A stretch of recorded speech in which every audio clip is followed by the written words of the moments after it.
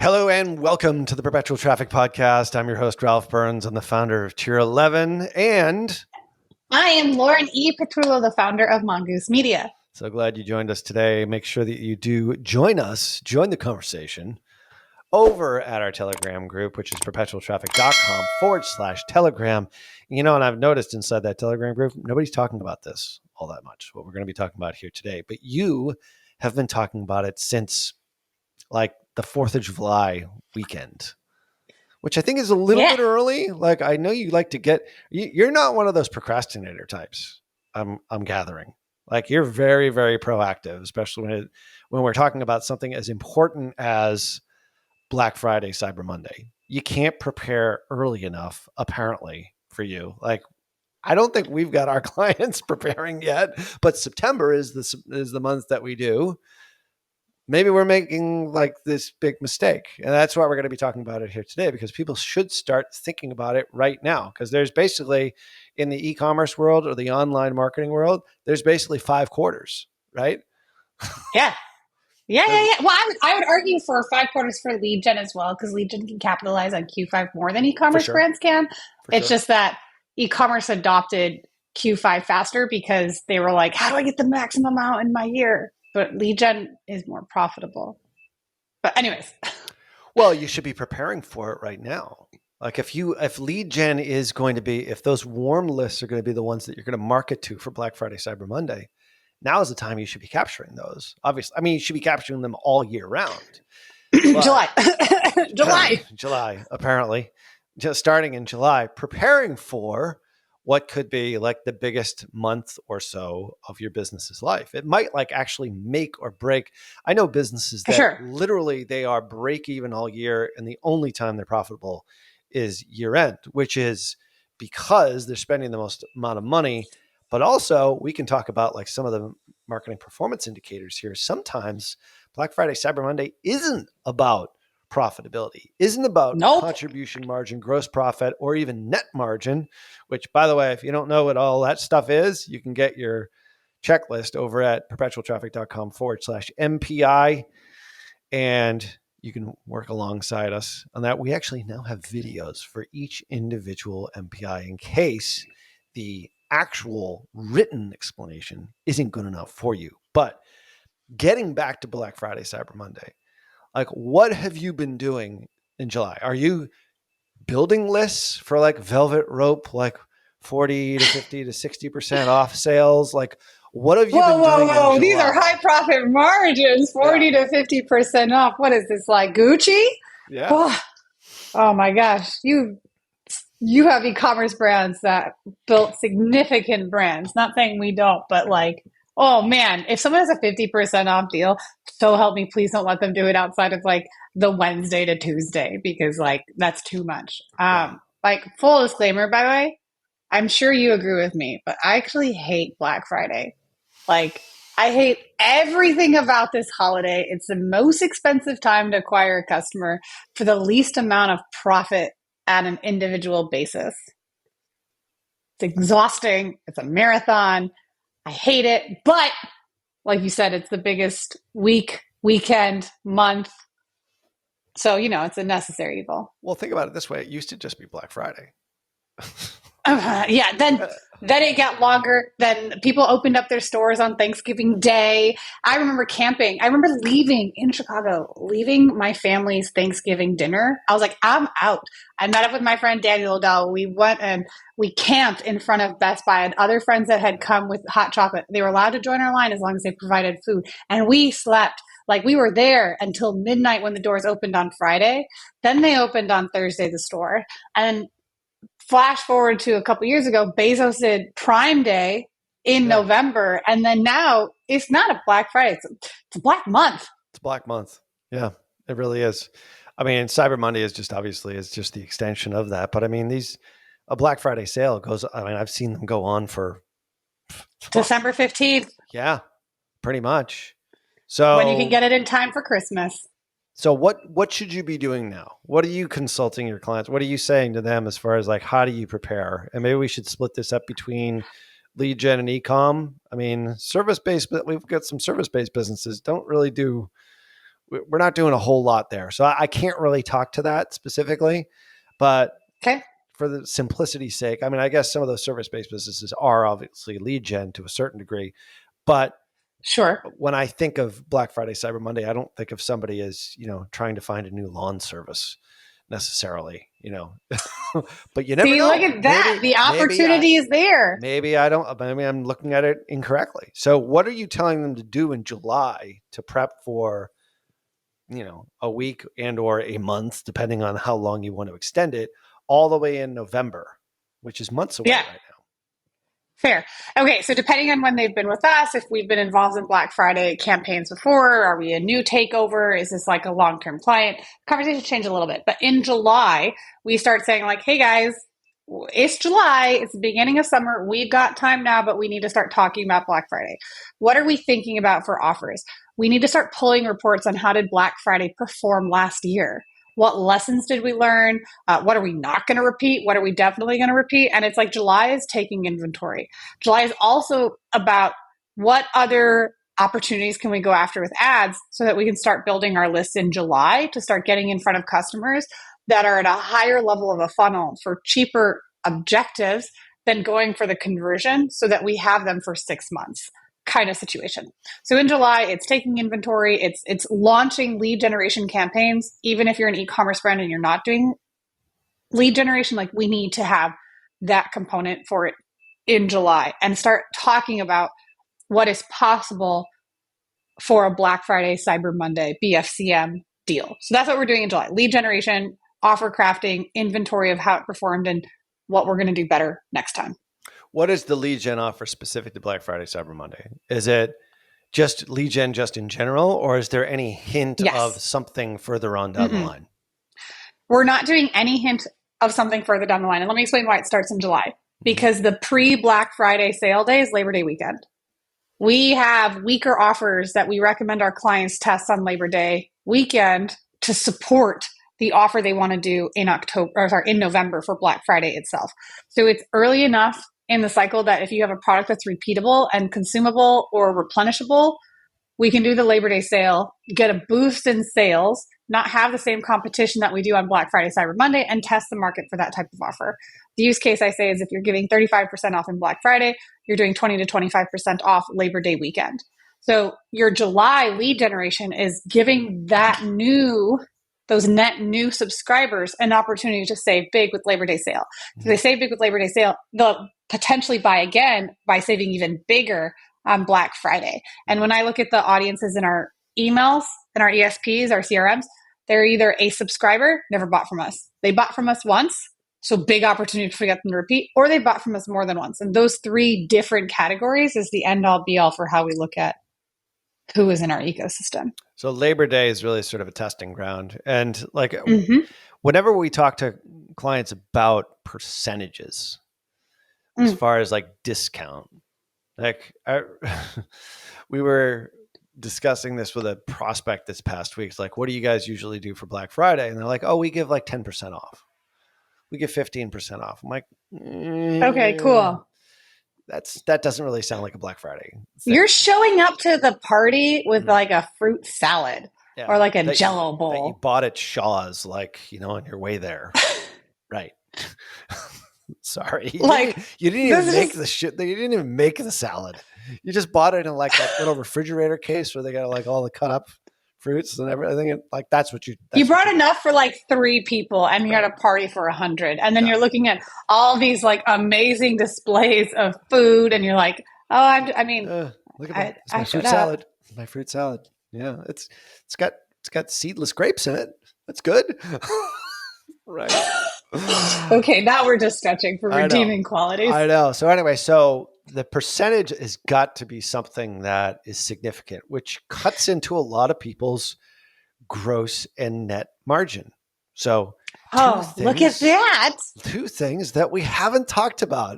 In our Telegram group, they say, I don't want to hear any more about MPIs. Well, tough shit. Because this is the stuff that actually matters the most. It's like when you're figuring this out, you need to know what your gross, you need to know what your net is. And in some cases, like How do you explain this to somebody who says, okay, yeah, we usually do 10 to 15%. All right. Aside from the fruit salad, uh, which is a great one, by the way. Just don't bring fruit salad. We can get creative. Don't bring fruit salad. That's right. Although I do love Okay, fruit well, salad. look, let me be clear. You can do 50%. Okay, fine. As long as you never do anything close to 15%, ever. It's your one time a year. Yes. And that's it. Then I'll give you 15%. Like, that's fine. Let's say, like, you're allergic to grapes and you're making this because you have grape aficionados that you're bringing this fruit salad to. Here for it.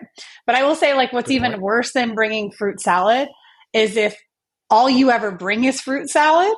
And so that I'm talking to those people, like, if this is you, you have been warned. If you come to me and tell me this is you, I will swipe left on our interaction immediately. Yep. If you do a month-long promo for Black Friday and it's the same offer for the entire month and there's absolutely zero new unique messaging about your offer, like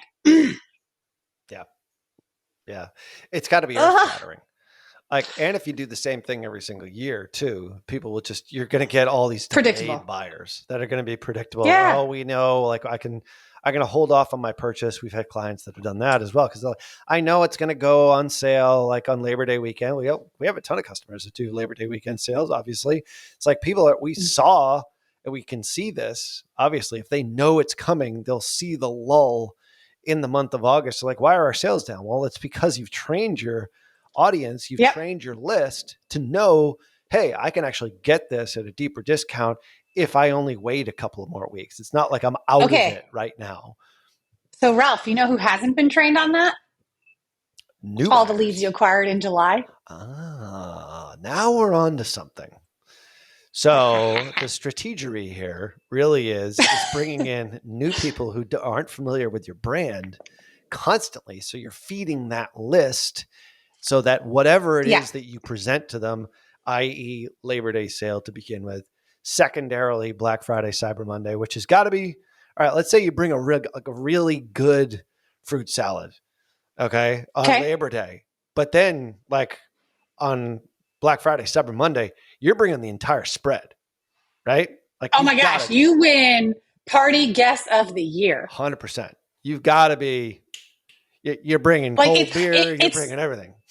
Yeah. I'm just thinking, like, you've won the Quidditch match. Like, I'm thinking you've got a themed platter. Everything looks displayed. Like, people pay top dollar for artisanal cheese and meat platters. Right. And, like, you win Instagram. Right. In those kind of scenarios. And everyone, like, who, like, loves fruit salads, like, no problem.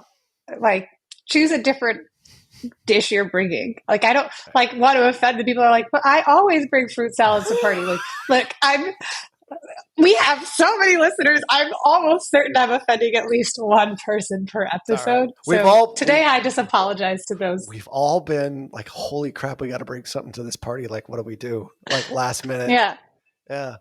It's always a funny thing with gift giving with me and Jen. It's like, well, what do we give them? It's like, I'll just give them money. It's like our idea, like we used to be so creative with our gift giving. Now it's like, throw a 50 in there. You know what I mean? As long as it's cash and not a gift card. Right. I hate gift cards. No. Yeah. Because then you're forcing me to spend money to use this gift because you're like, oh, here's $25, here's $100. Nothing costs that evenly. So now I have to spend $5 more. I'm like, a son of a gun. Like, I know. My youngest son's girlfriend's family got it for graduation when they graduated. Totally off topic, but kind of on topic. They were like Cyber Monday, Black Friday. We were like, just an average sale. Like they had a monogrammed, shoulder bag, for all to go to work. I forget, briefcase, but not really. It's like a side saddle. It was like the thing was like a purse. A man's purse? No, it wasn't that. It was actually it was like a messenger bag, briefcase, messenger bag, monogram. It was really cool, place for his laptop, all that kind of stuff. And then they gave him gifts from India because they're Indian, stuff like a Buddha, like all these great things, like this will give, like you put this near your doorway and this is going to be, Oh my gosh, like a going to truck help. party. Like, absolutely. And then I'm looking at Jen. I'm like, what did we get her? She's like, card with $100 in it. We're like, Oh no. we were totally outgifted. So don't be us. Okay. On Cyber Monday, Black Friday, be like my son's girlfriend's family, who are like amazing gift givers. The point is that there's ways in which to test this. And I think there's a lot Yeah. of people that realize, I don't think we've actually ever really talked about this. It's like Labor Day is a test. It's a proxy for what you can do later on, which could be the biggest month of your entire year, which I'm going to assume in most cases it is. Probably. And like the best part is it's enough time. Like, Ralph, there's enough time between Labor Day sale and Black Friday, Cyber Monday that they may end up buying from you in between, paying full price, and then coming back again for a bigger savings. Right. Exactly. So, so I guess when it comes to Black Friday, Cyber Monday, should you, and we talked about this like with gross profit, contribution margin, like maybe we should even like figure that stuff out, explain to people and absolutely get like the marketing performance indicators download, because this is in complete detail. We do use these like all the time with our individual customers. One of the MPIs that is not in there is contribution margin. Contribution margin is basically is your sales price minus your variable costs, like whatever it takes to produce your thing. And in a lot of cases, a lot of businesses will include advertising spend in on that.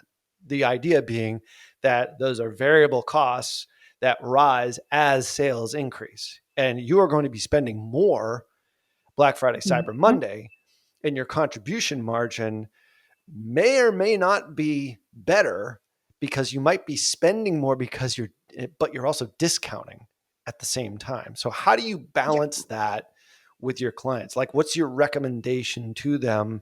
And this is when you have to get kind of, into their books and understand this. Because if somebody comes in and says, hey, we're doing a 10 or 15% discount, this is what we always do every Black Friday, Cyber Monday, and our Black Friday, Cyber Mondays aren't very effective, chances are they're showing up with the fruit salad. So how do you explain it to them in like monetary terms in order to be able to make a bigger splash on those days? Sure. So like there's going to be different scenarios. One is just, I'm going to say call in sick. Like, don't come to the party, save your money because the spend is going to push you out. Not only is it like expensive because brick and mortar stores come in with Hail Mary money. We talked about earlier, people would go to the physical stores. Then Cyber Monday became the entire month. Pandemic made that so much more prevalent. So it's just say like, okay, call in sick. Don't spend your money if like you're going to do it, and just keep that offer specifically and diligently to your existing customers. Save the money, come harder in Q5, enter the market in December and save it. So call in sick. Two is like, we need to have something that's creative. And this is when like August, we start building the assets together. In September, in our like how we start mapping things out, September is when you're testing your different creatives. You're finding, is it like a family using your product? Like which creatives, which versions are resonating the best with your target customer? So then I would just like test different versions. If you can't do the 10% or you can't change 10 to 15%, I would say like, can you do $15 off?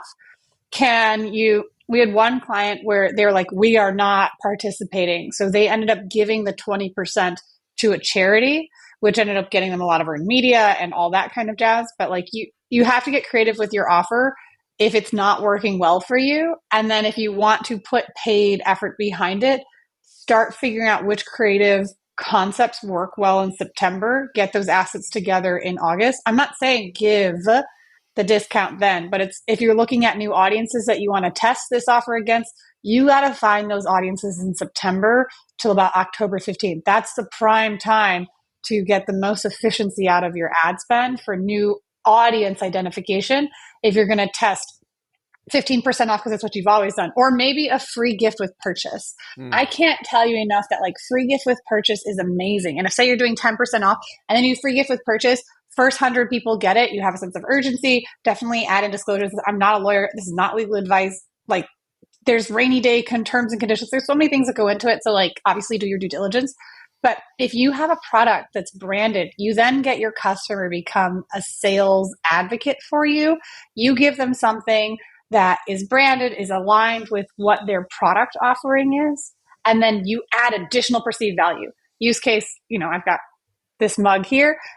This mug probably costs like what, $1.50, Mm-hmm. and you can sell this for $25. And if you pack it like rented it as into shipping, now you've essentially added $25 of value to the order. Mm. So even if you're only doing 10%, it's 10% plus $25 value. If you're spending $60, that's actually way more than a 10% value add. The only thing is like why we have to start planning this early is like we're coming in before Labor Day weekend. If you're ordering this product that you're going to do free gift with purchase from overseas, you've got till September 15th to figure it out because you need to have those products landed in time for it to fit in your free gift with purchase offer. So that's why like we don't play the game of, hey, it's November, we're making a Black Friday, Cyber Monday deal now. We've had that. Like, there's always gonna be last minute clients come in, but like, it's like you're coming in after the marathon's halfway over, and you're like, I'm still gonna run. Like, okay, you're gonna destroy your legs. We'll do the best we can. But that's why we start in July because free gift with purchase, amazing Black Friday offer. So if you're not gonna do, you're gonna keep bringing the fruit salad. Bring the fruit salad and soda, or bring the fruit salad and like show up in a banana costume. Right. It's a good presentation. So client that we had for years and years, they would give free gift with purchase, but it was a surprise gift.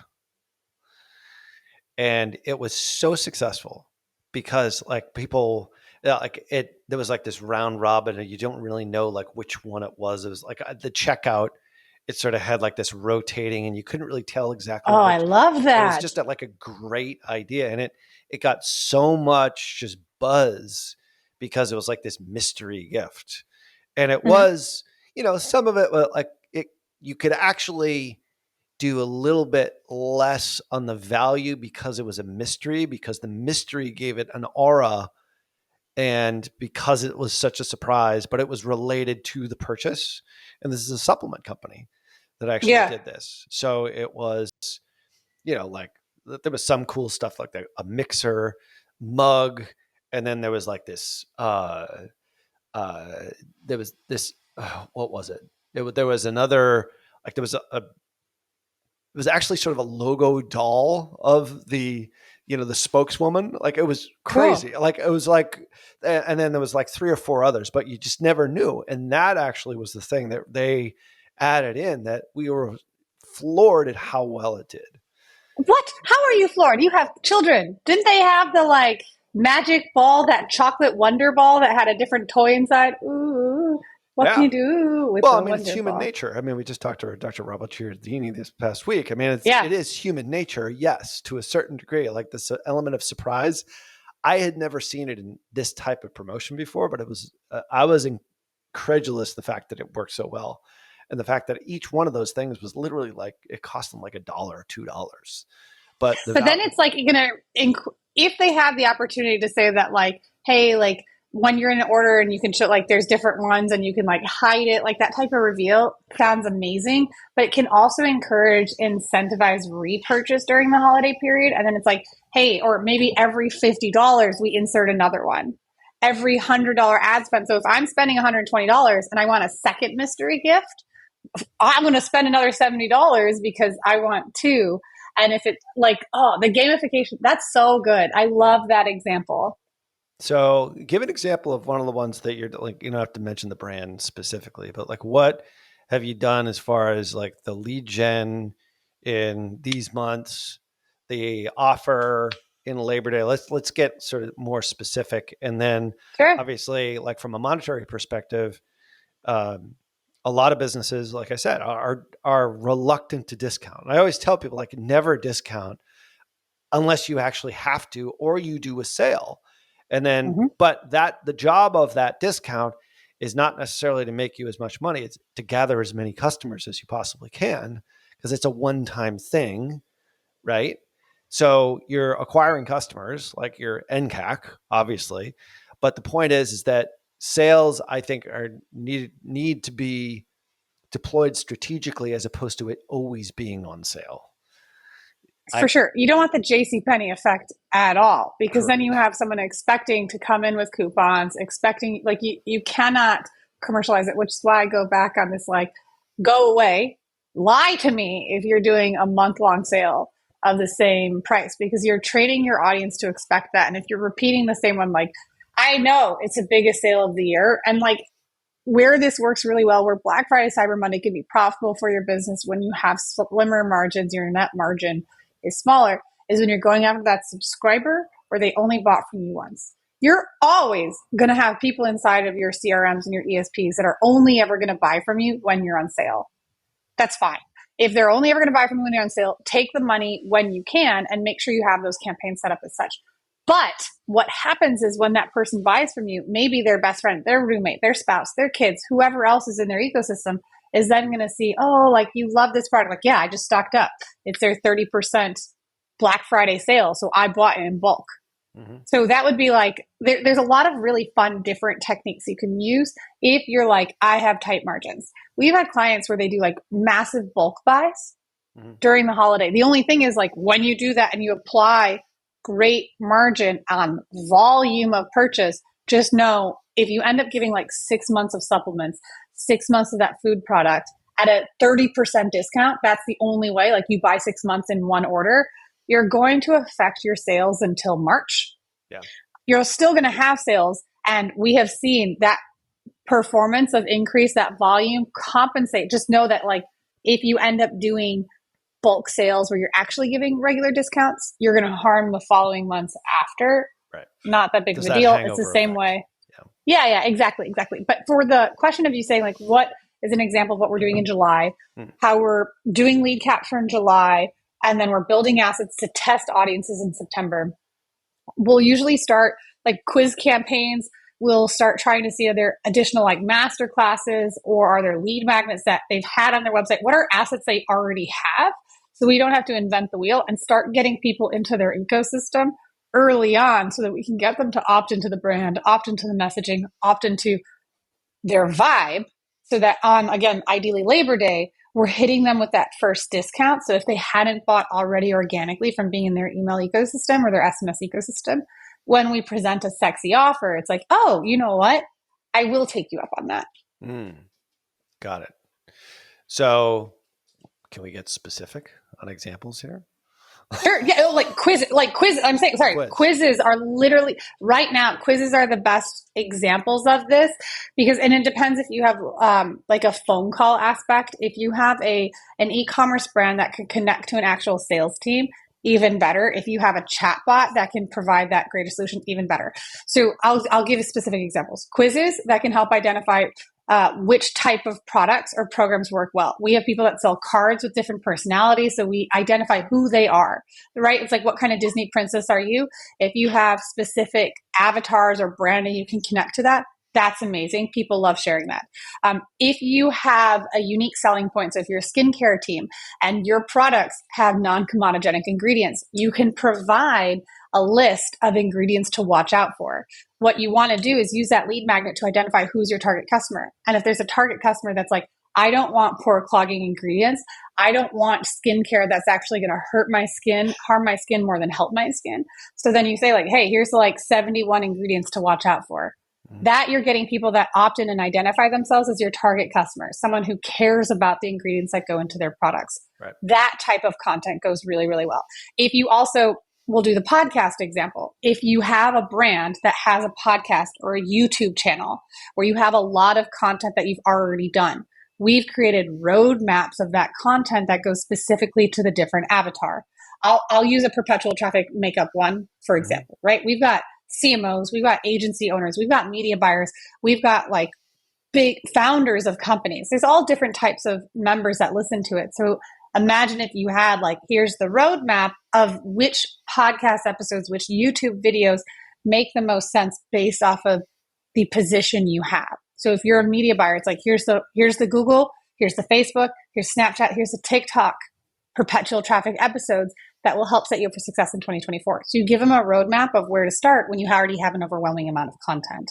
So creating those different roadmaps are really good ways to get people to buy into your stuff now, July through October 15th, more or less. That's our timeline, Mm-hmm. because we firmly believe like if you don't consume, you're never going to convert. So we're focusing heavily on how do I get you to consume. Right. So getting them to consume something that's like, oh, wow, these are bad ingredients. And then they start looking and questioning all the products inside their home, inside their medicine cabinet. If you start giving them start here, exactly how to prepare, how to consume our content, you're already giving them that underlying message of why you're better than your competition. Mm-hmm. And if you have a quiz where you can create some sort of like archetype that your client falls into, then you can have more relevant messaging going to them if their archetype is like the busy millennial mom, Mm-hmm. versus if they're like the solopreneur, skipped college and is like consuming matcha like a fiend. Whatever those archetypes are, you bucket people into it, and we'll fall back to Robert Cialdini's discussion. That unity aspect, you give them a safe space to identify who they are. And when you're capturing that quiz result and giving them an answer, you're telling them they belong and you're a safe place for them to belong into. Mm. Seems like a lot of work. Like if That's why you start in July. And you're testing audiences in September. Like there's timelines. If you can start sooner in August, awesome. But a lot of this is we meet brands that don't do lead generation in strategic ways to support these big sale opportunities. Right. Isn't it like I get exactly what you're saying. I'm joking about it. It's a lot of work. Look, business is a lot of work. Like, yeah. I'm sorry. Like if you're looking for the easy button, there really isn't one. So in order for you to be successful, you do have to do a lot of this. As like this is a lot of work, but that's okay, because what we're trying to do is build a sustainable business at the end of the day, and obviously profitable growth. At what point? And this is, I always sort of struggle with this whenever I'm talking to anybody about a lead magnet or something. Like I look at it as pre-engagement content, because they have to engage with that content before they trust you as a brand. Consume before you convert. But how do you do it in your case so that it doesn't come across like, let's use the skincare case, like sure. 51 non-comedogenic, ingredients are comedogenic. I don't even know. I was like, I love watching you try to say that word. I've heard the term before. Pore clogging ingredients. All right. So is it non-comedogenic? I don't want my pores clogged. So I need to. Maybe this is part of my pore problem. Anyway, so you're giving them this content. How do you make it sound like it's not like just a pre-sales pitch? It's like it's a crass sales pitch. Like, of course, the solution is going to be your product at the end of the day. I'm not buying into that. Like, how do you not cross that line so that people like know they're going to get pitched? You know what I mean? I think they know they're going to get pitched anyways. Okay. What I'm trying, so the first and foremost, okay, so I know we're jumping a little bit, like the way we do email triages. I need to make sure that they consumed the initial content they asked for first, right? I need to make sure they loaded the page. Got it. Yeah, because if they don't, then I'm never going to pitch to them. They don't even have, like, they said they wanted to know what are pore clogging ingredients, how to start identifying if their skincare is comedogenic. Pore clogging. I'm flashbacks of high school with like all the zits I used to have. But anyway, go ahead. Keep going. I was pizza face in high school. Okay, we've never talked about this. I had like a pizza chin. Look, I had a lot of friends in high school, but I was not the one. I told you, like, my husband's my first boyfriend, right? Like, anyways, like, I had the worst acne. It was everywhere. Oh my God, it was so bad. Like pictures, or it's not true. Like you should see like my high school photograph. It's like, it's so like photoshopped like back then. It's like all dusted up. Like I'm like, oh my God, like I had zits everywhere. Anyway, it's so bad. So I had a comedogenic problem. You were more than likely you weren't washing your face at all. So your fingers were greasy from pizza and from guitar playing. And I don't know if you had a phone in high school. I was a mess. But like, no, there's a lot of things happening at once. We had a dial-up phone in our kitchen. So anyway. And you put that to your face, right? Yeah.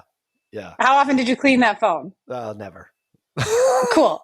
I mean, See, like, there's so many things I did wrong when I was did like you a wash your teenager. sheets? Your pillowcase might have been giving you like My a parents lot didn't of. know, Anyways, man. I was the last child. They didn't really care. They were kind of done at that point. well, in that, like, what's a really good lead magnet? If say you adopt this strategy, like, okay, I want to keep going, I want to scale, I want like Black Friday to be 3 times bigger next year. You can Yeah. still employ these strategies. Like ways to do it then is like around prom season, and you're Okay. like, depending on where it is, it's like you want to have a clear face for prom, you want a clear face for graduation. You hit on those milestones, and instead of the milestones being Okay. around a sale and doing that, you can lead a milestone up to like a big event. So like we've Okay. had clients, really good lead magnets are like skincare esthetician clients. In-person services is like a roadmap of how to make sure you have clear skin on the clear day. It's like we can't predict whether or not it's going to be raining when you get married, but we can pretty much predict whether or not you're going to be fully broken out or not. And you have to start treating your skin 3 months out. So we've had in-person service providers that can get ahead of those conversations with brides when they're booking photo shoots, they're booking bridal parties, they're booking bridal showers, all that stuff. Like that type of language can carry over and it Mm, can become an evergreen component. yeah. It's just we usually get in front of our clients and say, like, Black Friday, Cyber Monday is going to be your biggest sales week of the year. Let's start doing lead gen now because it's going to help your bottom line later. And so when brands are not bought into that concept, we get to leverage Black Friday, Cyber Monday to introduce it. And then when it's proven its purpose, to make it an evergreen and constant evolution of new lead acquisition strategies to get people into the pipeline. Got it. So the answer to my question really is just actually give them content that's useful and helpful and Yes. Yeah. delivers, like, tries to lessen or or at least mitigate a specific pain point. Yeah. But and then it's an, oh, by the way, for like the I'm purchase. not So even, you oh, by actually, the way, I'm direct. yeah. You're smart enough. We're the smartest consumers ever. We read and consume so much more. You have people in the aisles that are reading Amazon reviews before they make a purchase. Like, Yeah. we are not buying off the cuff anymore. We want to know, is this brand sustainable? Where is this brand on politics? We care so much more about where we're putting our monies than we have before. So when you have Okay. the chance to provide the 71 pore clogging ingredients you don't ever want in your skincare products, you provide that. They already know. They subscribe. We know the game. Mm-hmm. We've been at this for a while. We've talked about how, like, Gen Z, millennials, and soon to be Gen Alpha, like, we know this. Gen Z is, every time they look at an influencer style ad, they're expecting it to be an ad. Millennials, it was a shock to. Gen Zers were like, duh. Of So course. with that Yeah. kind of component, when you're providing it, I don't bury it. It's not a by the way. It's like, here's value. Mm-hmm. Now, here's reason why we know that value, because this is what we promise. Mm-hmm. We're saying we identified 71 pore clogging ingredients that we never ever wanted to be in our skincare brand. This is our belief. And we got tired of it because here's the story of why. I was breaking out X, Y, and Z. So we made this promise to you. You don't have to read your ingredients if you buy our product, Mm-hmm. but you do need to. We can't speak for other brands, but this is why we do it. And we're telling you, here's our promise. None of these are inside anything that we have. And if Mm-hmm. you'd like to shop our brand, we'd love to get to know you more. Tell us where you're at. Take the skincare quiz. Connect with this XYZ. You give them the jumping off points. I'm not trying to be a by the way. I'm telling you why Okay. this is so important, and we are experts on this subject matter. Yeah. It's interesting because you're like, our age differential actually matters a lot, believe it or not, because I'm more of an, oh, by the way. It's like give, like, the jab, punch, whatever the hell the Gary Vee Yeah. says. Like, I was saying that before Gary Vee started saying it, because that's the way that our generation was kind of taught, because you're skeptical. But it's Sure. like the younger generation, depending on what your demographic are, they are expecting a pitch.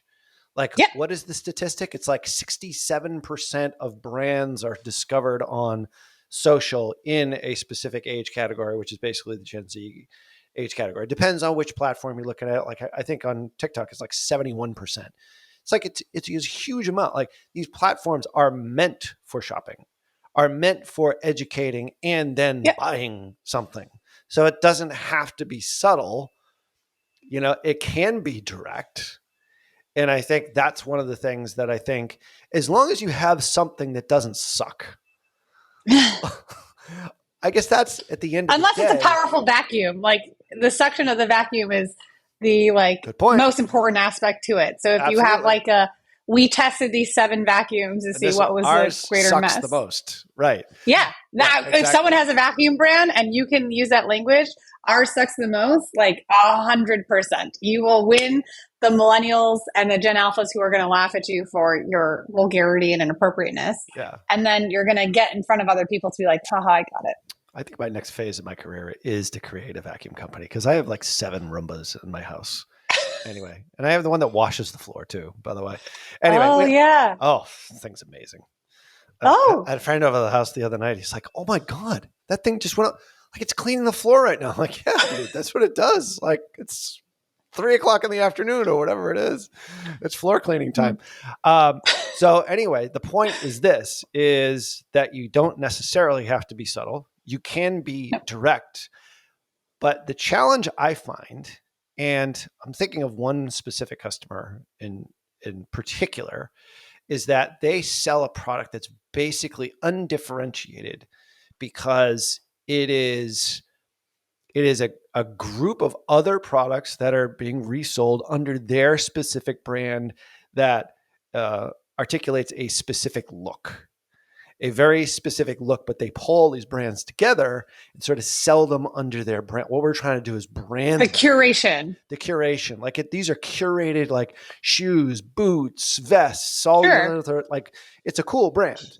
The point is that everyone could buy any of that stuff anywhere else. Like, Of all you have to course. do is like one click away, or go into Amazon, find the lowest price, same thing that you maybe saw in an ad. And this is a challenge. So something like that, it's like, what do you do in those cases where your brand is Oh, maybe a little bit less differentiated? Oh, I can see you licking your chops on this one. I was like, look at this. Target, Sephora, these are huge brands that have done this and have Yeah. differentiated. There's a lot of independent sellers that do this well. There's a lot of bookstores that do this well. Like, your USP, unique selling point, is the curation. Are you creating independently owned brands? Are you creating Black owned brands? Are you curating sustainable brands? Are you creating on a specific aesthetic? A lot of furniture stores that do this well. So you get to say, like, again, let's go back to skincare. You're safe choosing our ingredients because what you opted in for, you told me was important to you. So Mm-hmm. then when you have a quiz where you can filter down to what they're looking for, what their style is, what are their lifestyle preferences, what is their price point, whatever those things are, and you're providing a solution to the overwhelm, that's a really good opportunity to be like, when you don't know what to choose, let us Mm-hmm. help choose for you Gotcha. based off of what you know is true to you. Right. So you can do those type of things. People go into Sephora because they're looking for higher end curation. They're seeing products that they know have gone through the Sephora test. People go into Target because they're looking for the more expensive version. They don't want to go to Kmart down the road where they're just going to find the exact same folder for a third of the price. Right. Whatever that kind of thing is, like, you're going for the experience. And if you don't have the brick and mortar, like, Target does it really well of like sucking you in, right? Mm-hmm. There's a Starbucks to fill you up, and you have till you finish this like venti large. I don't speak Starbucks, whatever their big cups. You speak Italian, though. You should know all those I know, things. but it's not correct. Venti is 20. There's a grande. Tall is English. Oh. Isn't Oh, there of a size course. called tall? Yeah, there is. Yeah, And isn't venti. that actually small? Tall, I think, is small. I always get confused. I always say small, medium, large whenever I go to Starbucks. I don't drink coffee, so I'm like the worst person It's good for though. that. I was like, I walked You'd be myself into the wrong dangerous. Yeah, conversation. you'd like. I think your head would explode if you drank coffee. But all right. So curation is actually part of this. Absolutely. Yeah. You're helping someone overwhelmed. I told you we're in the store, we're shopping, we're overwhelming our senses and everything with more info. It's overwhelming. When you overwhelm, you stop. And if you're a confused buyer, the confused buyer will never buy. And you're like, hey, we took that confusion out. You go to Amazon. If you don't know what you want, you don't go to Amazon to browse. Yeah. But you can have a You're very store. specific for sure. Yeah.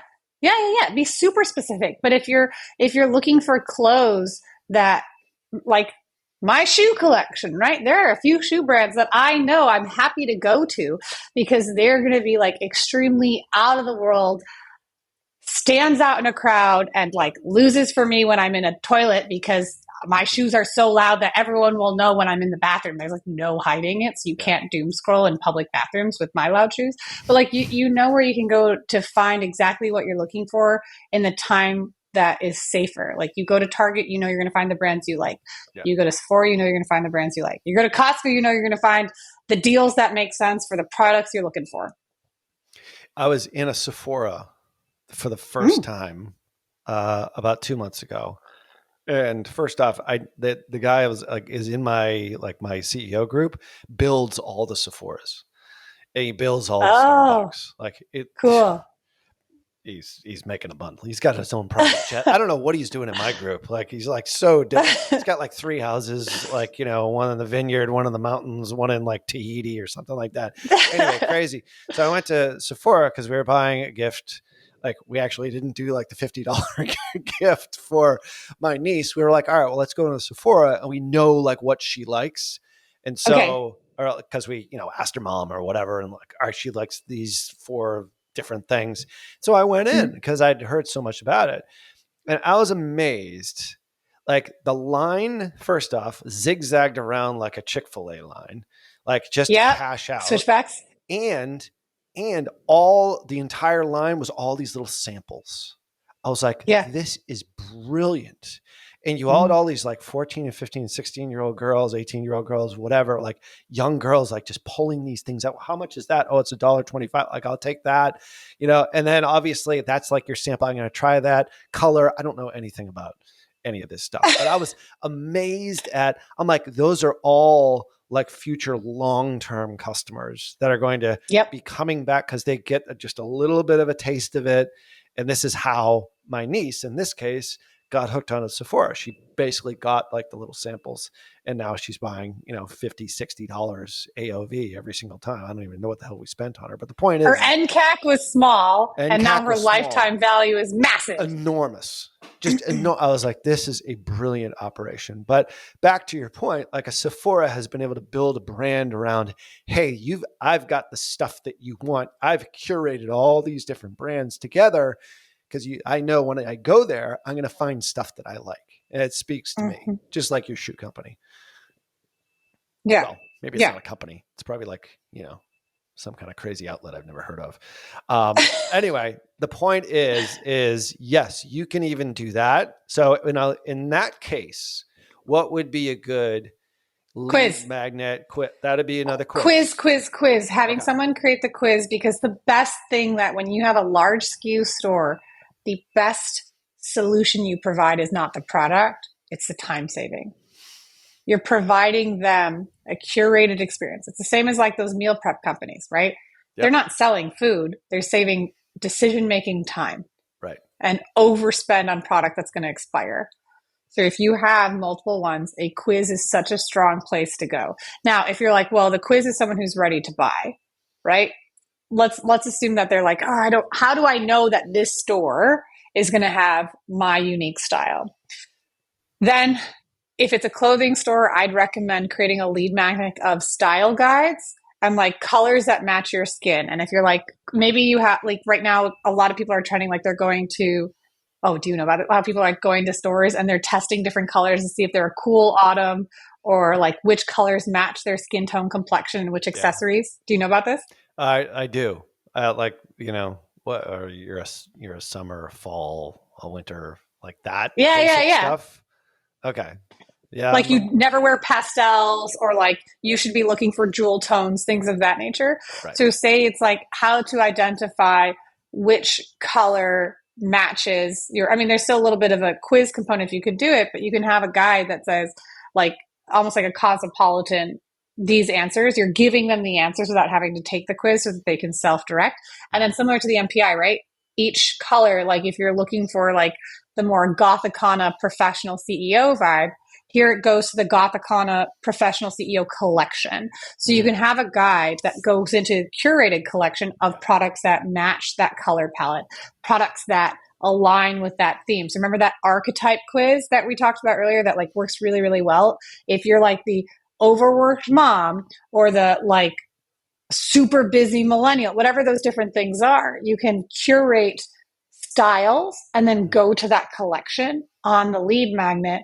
As long as you're like, hey, if you're looking for like, are you someone who's a like a super holiday shopper and you're like the Oswalds, the Griswolds, right? Like you're the Griswolds and you're looking for like the Griswold holiday sweaters, we've got that. If you're looking for like the Umbridge cat family collection of holiday sweaters that are like pure cat, here you go. You can do gift buying guides as well. Those get to be pretty fun if you do it in June-ish when you're around the graduation time period. Like this is more an aggressive no, by the way, but it's like what to buy for, you know, Lake Dad Daryl, what to buy for Beer Gut Barry, whatever those different avatars are. It's like unique gifts that will make sense for the person you're buying for. And then you can see these avatars that you create that gives them like, hey, here's all the stuff for Jokester Jared.